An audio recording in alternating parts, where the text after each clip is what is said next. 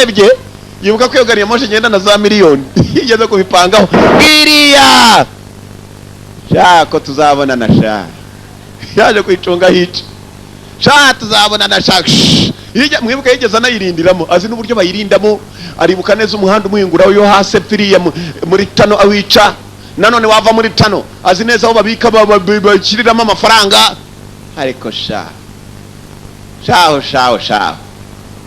ko bayashizemo ndeba shako najyanye nayo sha bamuhaye itariki ya mbere y'ukwezi kwa mbere kandi iyo tariki baba bajyanye ibifaranga byinshi yakiri hano.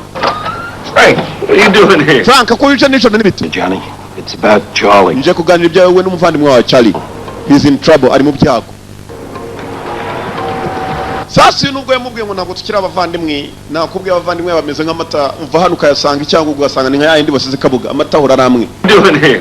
Kora iki muri iki gitu? Johnny, it's about Charlie. Ni ibyerekeranye na Charlie. He's in a lot of trouble. He's in a lot of trouble. Murumuna wawe ari mu byago bihambaye, mushake.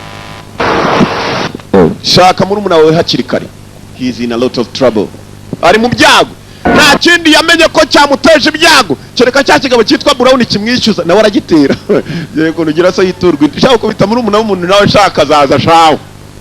Reko nagiye hanze mbatsindagire bo katsindagirwa nitabi sha. Arabatera. Kumbe cya kigabo cyitwa Brown igifite akabari dora ko nakabari kacyo ni VIP. Kadugara VIP yisomera VIP. Yaje muri VIP